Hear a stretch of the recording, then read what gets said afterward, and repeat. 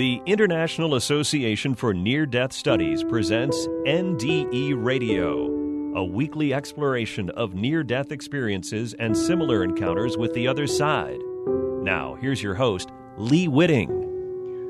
Welcome to NDE Radio, brought to you by IANDS, the International Association for Near-Death Studies. I'm your host, Lee Witting. Our return guest today is Raymond O'Brien, who described on last week's show some of his NDE and seer abilities that he received from the other side. Raymond died 10 times in one night and has had multiple near-death experiences that ultimately proved to be spiritually transformative to his life. Raymond is a natural-born medical intuitive, and even while suffering from the after effects of his own NDEs, he continued as a diagnostic seer of people who have had NDEs and how to integrate those NDEs into their own lives. Raymond is working with medical professionals in the UK and also with IANDS. Raymond, welcome back to NDE Radio. Thank you so much, and thank you for asking me back, guys. Very much appreciated. It's wonderful that you could be back. And we ended last show with a discussion of how your mother had trained you and also your sister in how to be a seer, basically. And I was wondering if you could tell us what that training procedure was like. That's a great question. You hit me with some great questions, Lee. Going back to episode 1, I was a reluctant seer. I remember being in my mother's kitchen. I think a lot of the teaching just came automatically from the other side, just through being a seer. And then one day I was in the kitchen and my mum suffered a great deal of foot pain. And she just stuck her foot out and said, "Put your hands on my foot." Okay. So I did. And she went a blush red. And I remember looking up to her. I was down on one knee and I had her foot in both my hands, and I never used to call her mum. I used to call her baby. I went, "You all right, baby?" I said, you got a bit of a flush look going on there." She said, "Now you have to go and wash your hands." And, but before I put my hands onto her feet, she said, "You have to keep a thumb off." I thought, "Whoa, I haven't heard this before." I said, why do I have to do that? She said that when her mother used to do healing or seeing, she would always take a thumb off. And it was the way that she would wash out through that thumb whatever she had taken. And indeed, what took my granny away was she couldn't get rid of it one day. It was jaundice, and she'd actually come back to the family and said, I won't survive this one. So she had already known as well. So Mum tells me to wash my hands with the thumb off. And I came back into the kitchen and went, how's the pain? She went, "It's gone." She said, there is no pain. And she went, "See, I told you." And I still didn't like it. I liked the place I was, dipping in and out of being a seer, stopping people's pain, coming back home in the evenings, doing the alcohol, doing the drugs. But it came with a dreaded weight of, this has to stop. This has to stop. So got back to my mother. The training would begin, but it wasn't, how can I say it? She rang me up one day. My mother had a sister who's since passed, and her name was Annalisa. And my mum said, "Ray, can you tell me if Annalisa is still alive?" And this is the way that she used to teach me. I said, What do you mean, Mum? What do you want me to do? She said, I want you to visit Annalisa on the other side and tell me she's alive. And I remember feeling objectional about that. But I said, I'll do it when I get home, Mum, okay? So I got home. I always used to ring her when I got home, say I got home safely. And as I rang her, so I've got home safely, baby. She said, "Don't forget to have a look at Annalisa for me." Okay, so that's what I did. Now, I would call it journeying, where it didn't matter where you were in the world, I would find you. And I would be able to see what was wrong with you. So I'd found Annalisa within seconds, within my mind, and she was on a very old single wrought iron bed in a place which had no floor, which had no walls, It was just this bed floating in the darkness, and I stood by it and I looked at it, and I knew I shouldn't have been there. But because my mum had asked me to go, I thought, she's my teacher, I'll go, it must be okay. I came back, and went, Mum, Annalisa's, she's alive, like, you know, she's okay. I said, but she's very weak. And so she asked me to go back again.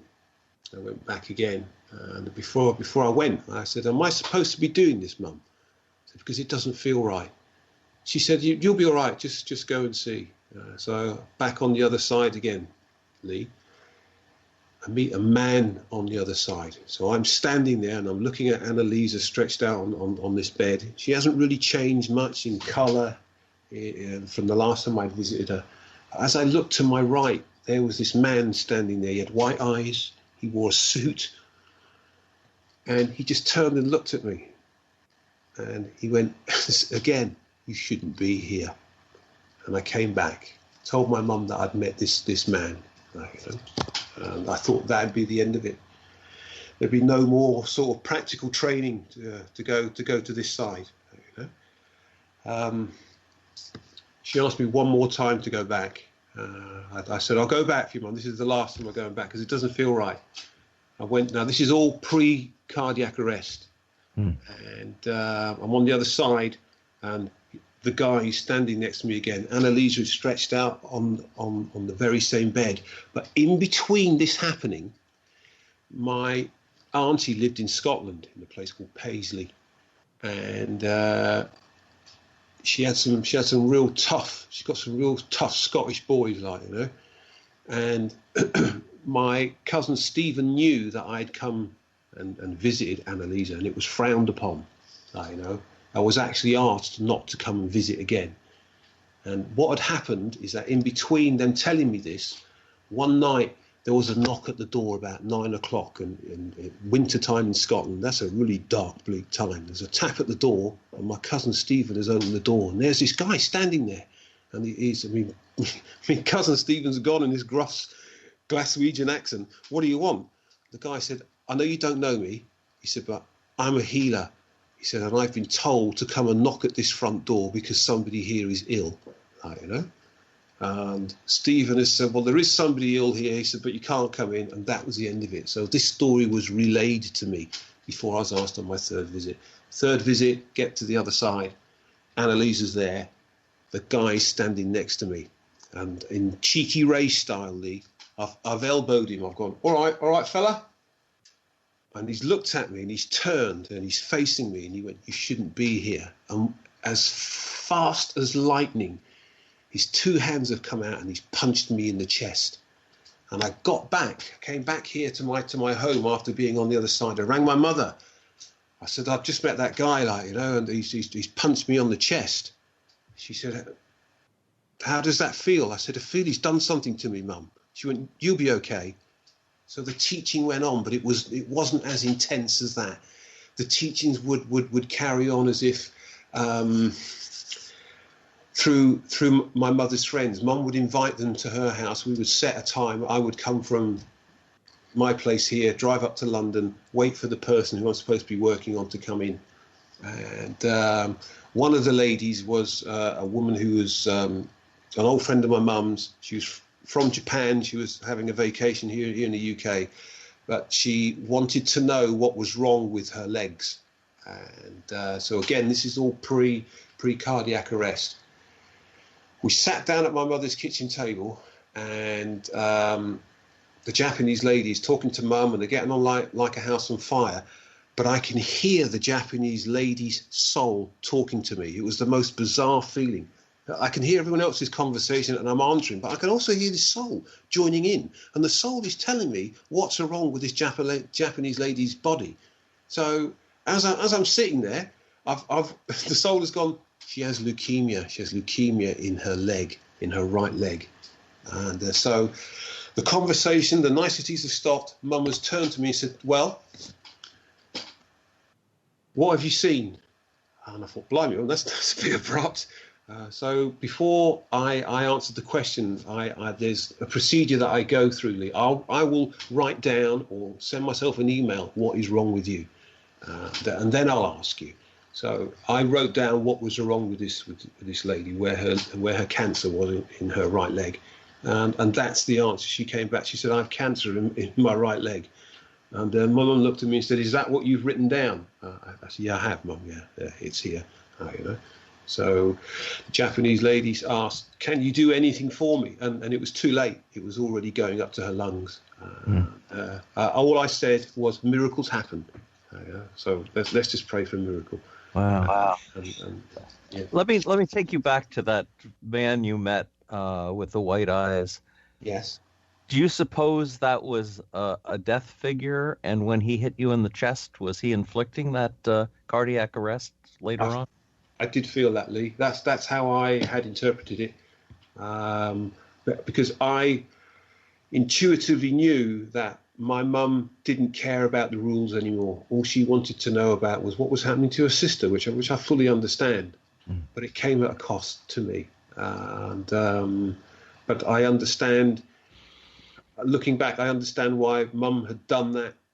It was her way of going, "You're not going back anymore. You are going to jump," and that's what happened. Because it wasn't very long after that before I started getting the something's happening, and then the last few days. Well, let's jump back now to you were going into surgery. Yeah. You've survived these all these heart attacks, which was miraculous, and they were putting a stent in, I believe, and the doctor who was evaluating you asked if he had anything wrong with himself. Yes. So a lovely guy. I still know him. He called me an ambassador for the hospital. And so it was on my third day after the cardiac arrest. I'm still in hospital. Bearing in mind the family have come to see me. I haven't recognised any of them, not one. So they say, "We're going to put you in for a stent." Well, okay, all right, I'm up for that. I'm still on morphine because I've got cracked teeth, ribs are cracked, and so I'm wheeled in. That was from the CPR. Yes, yeah. That machine that brings you back, that defibrillator. 18 months to get over that. But I'm in the operating theatre now, and I've got the shocker machine between my legs, and they're cleaning up my arm to put the stent in to start the angiogram. And the doctor said, "So, you're the guy who's been frightening my nurses." I looked up at him. I went, "Yeah, I'm really sorry about that, Doc."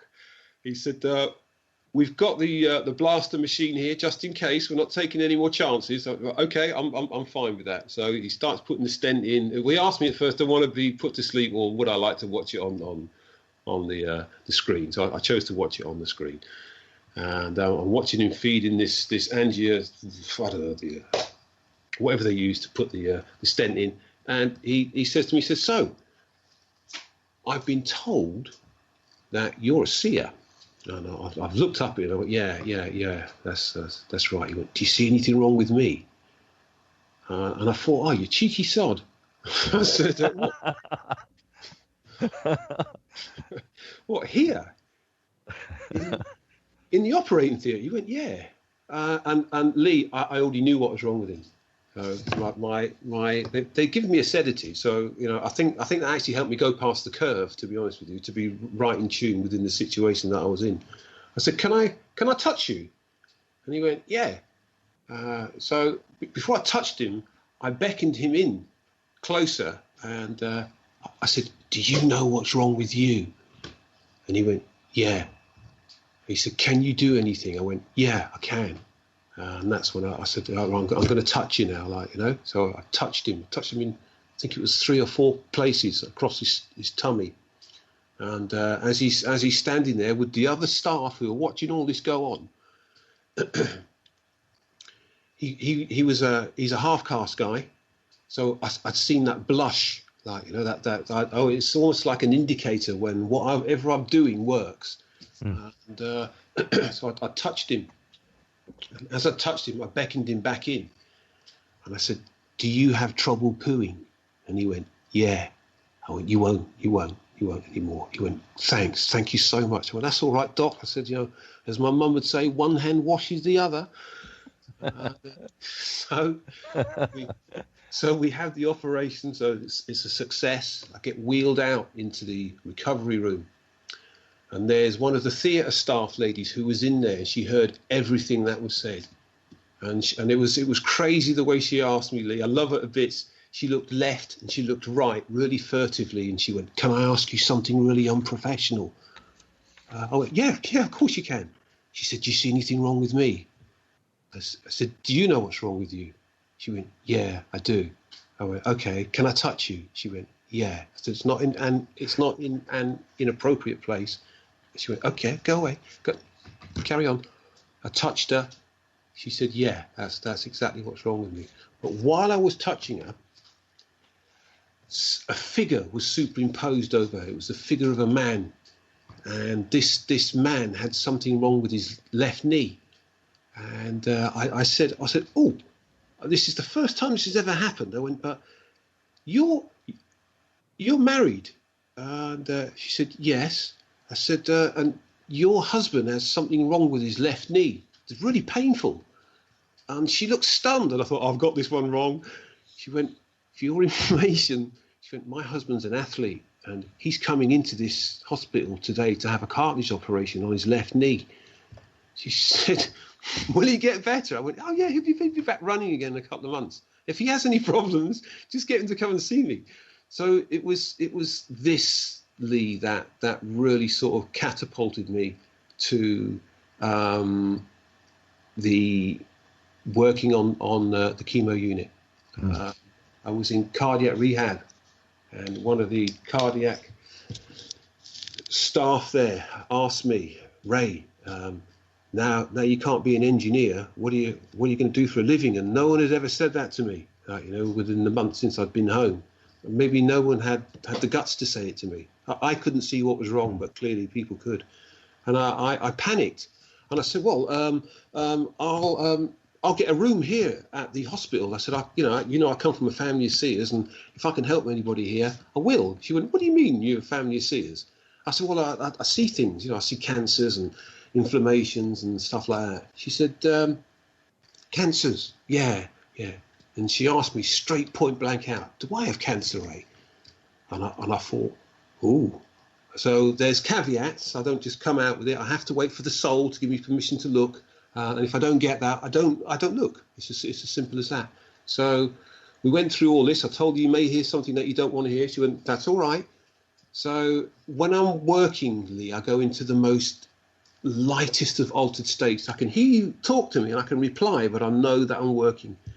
So I've heard myself say to her, "Turn around." And she turned around, she's got her back to me.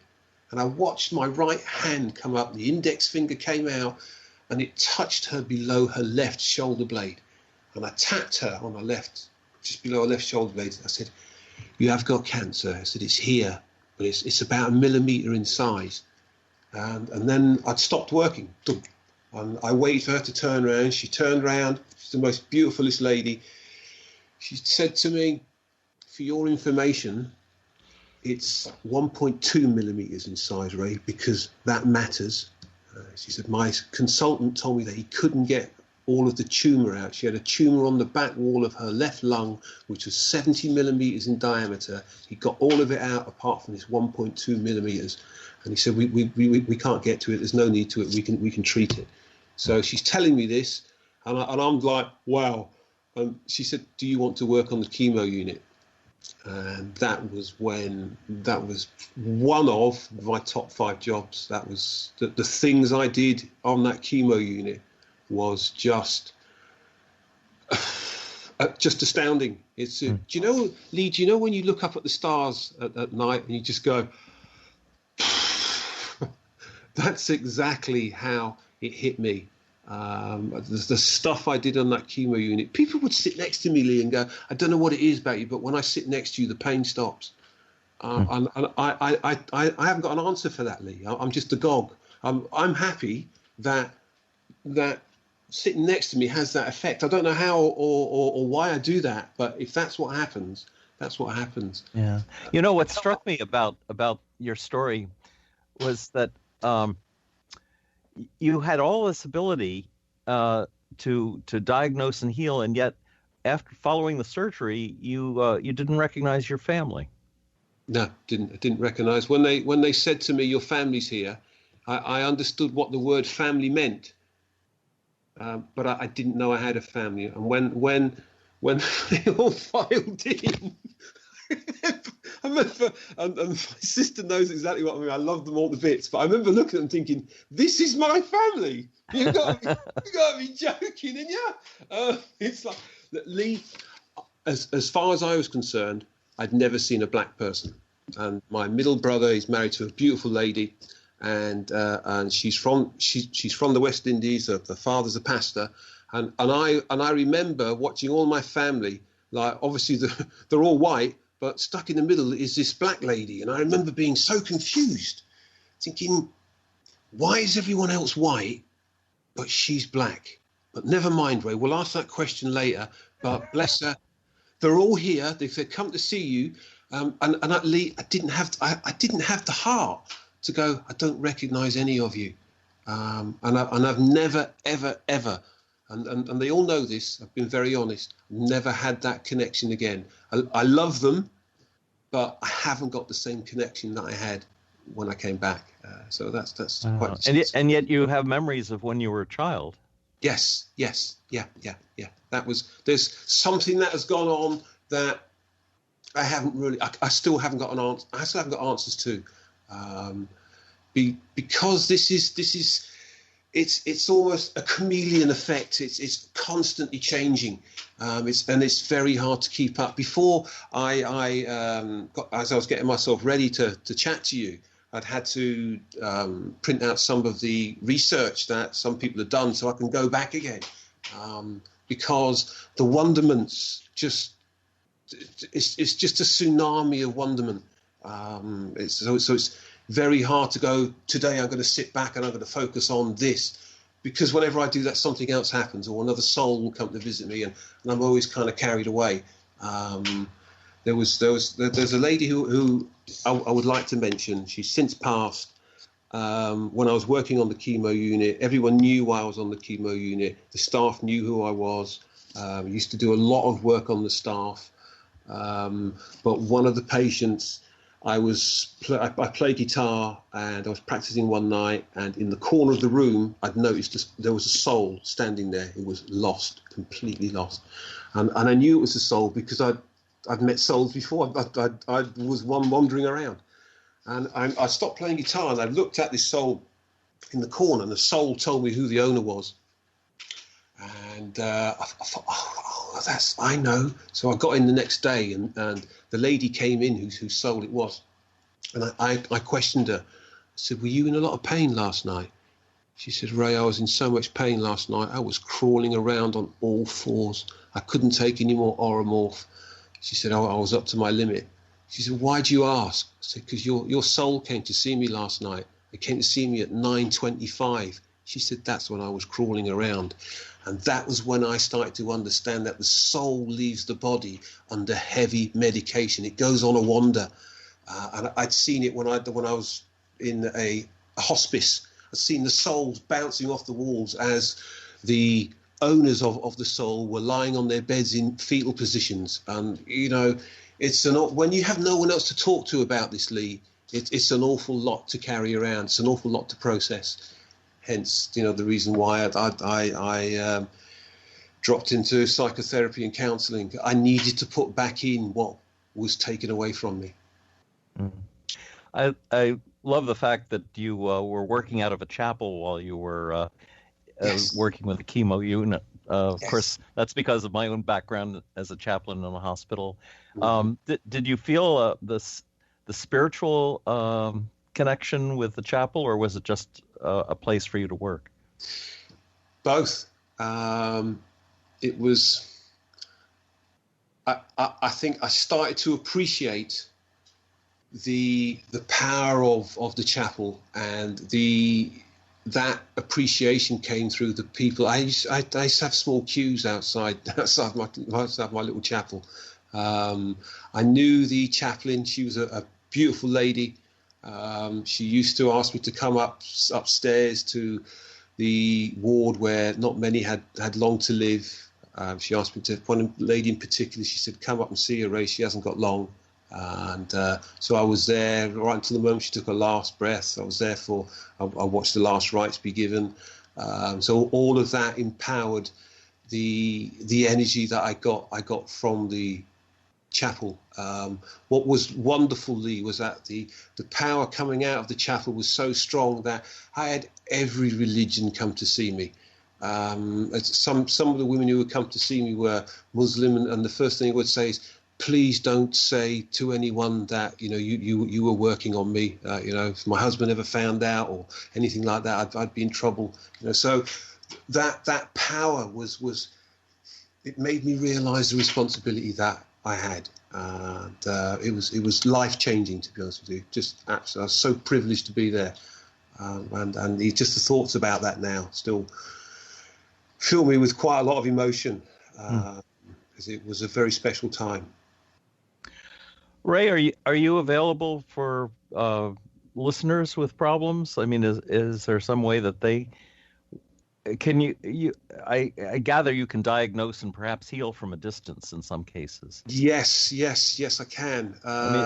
This is a gift that Edgar Cayce had, as a matter of fact, if you're familiar with his work. To be honest with you, a short reply to that is that I kept myself away from reading other books, purely because I'm ready now to start reading. But at the time, Lee, I felt it diluted my direction. Mm-hmm. I needed to feel what was coming within from me before I would start adding on others' visions or interpretations. But now I ended up back in hospital. Do you remember the guy who looked like Santa Claus? Yes. On the other side. Yes. I had to go back into hospital again. It's not a long story, but it does tie in with Mr. Cayce. Because I was a registered healer. I was taken to St. Thomas's Hospital, very old hospital, been there since the 11th century. And they couldn't find me a bed for about half an hour. Then they brought me up to the 8th floor. It was a little 4-bedder. My bed was right in the corner, but opposite my bed was some curtains that were closed. And the nurse showed me to my bed. I said hi to the other guys. I sat down on my bed, and I could hear these two voices coming from behind this blue curtain. And one voice said to the other voice, "Oh yes, Father. I'm a very, very, very spiritual man. Very spiritual." And he said, "And I'm a healer." And I thought to myself, "What are the odds, Ray, of you being in a hospital and there's a healer behind that curtain?" And I thought, I can't wait until that curtain gets pulled back. So the first person who comes out, Lee, was the chaplain. Gives me a wave. I was, "Where are you going?" He disappears. The nurse comes in, Lee, and she peels back the curtain around this bed. And guess who's sitting in the bed? It's Santa Claus with the brown book. And I tell you what, I nearly had another heart attack. I got out of bed. I went over to him with my drip, squeaked over to him. And I went, "Hello, mate. I couldn't help but hear you say that you was another healer. My name's Raymond. I'm really pleased to meet you. I'm a spiritual healer." And he's got this brown book that Santa Claus had on the other side. And he looked at me as if I was some sort of madman. I thought, he's obviously not interested, Ray. So I went back to my bed. Next day, he beckons me over. He said, "Tell me about yourself." I said, "Well, I'm a member of so-and-so healing group, and I've had this happen to me." And I went, "I've met you on the other side when I died, I said, your tan book, you was reading a tan book." He said, "Would you like to know what's in this tan book?" I went, "I'd love to know what's in that tan book." He said, "It's my poetry, Ray." He said, "When I was in the army," he said, "my platoon was in the Monte Cassino campaign." He said, "And we was at the church of St. Francis of Assisi. It was all locked up. We couldn't get in." He said, "And one of my platoon said, here up, Fred." you got a white feather on your boot. He said, and from that moment on, he went, I was a spiritualist, Ray. He said, what group were you in of the healing group? And I told him, he went, so you obviously know this person. And I thought, this is getting too much. It was just absolutely bizarre. So, but he worked with Harry Edwards, the great healer. And his name was, the guy who was in the bed opposite me was Fred Matman. And I christened him Fred the Angel because I spent 9 days with him, and he beckoned me over and he went, Ray, tell me what's wrong with me. Do you know what's wrong with you, Fred? He went, yeah, I do. He went, I'm going for tests tomorrow. I went, all right. So I told him what was wrong with him. He came back the following day from the test. He looked like he'd been beaten up. Took about 3 days to recover. He was 84 by this time. He beckoned me over to his bed again a couple of days later. Ray, tell me what's wrong with me. Right, he went, that's exactly what he said. And he looked up at me, Lee, and he held my right hand with his right hand as I stood beside his bed, and he looked up. And this is a guy, he was at Dunkirk, he was at D-Day, like, you know. And he looked up at me and he went, am I going to die? And do you know what? I couldn't answer him, Lee, because I knew he was. And he could see the distress, and he moved my hand backwards and forwards. He went, Ray. I went, yes, Fred. He went, always remember, he went, you can't heal everyone. He went, but promise me one thing. I went, yes. He said, promise me you won't stay here. Promise me you will be an international healer. And I did. And in answer to your question of how people can get hold of me, they can get hold of me at rayob1@live.co.uk. So that's RAYOB, the numeral 1, @live.co.uk. And I'll do my very best to get back to you. Wow. Thank you so much, Ray. We're once again out of time, but this has been an amazing 2 shows for us. I really thank you for being so generous with your time. I hope you're not totally inundated with contacts from other people, but I know you can help a lot of the folks out there who have perhaps no other answers. Anyway, this is the end of our show for today. Please join us again next Monday, 11 a.m. Eastern, for more NDE Radio. And this is Lee Witting saying thanks for listening.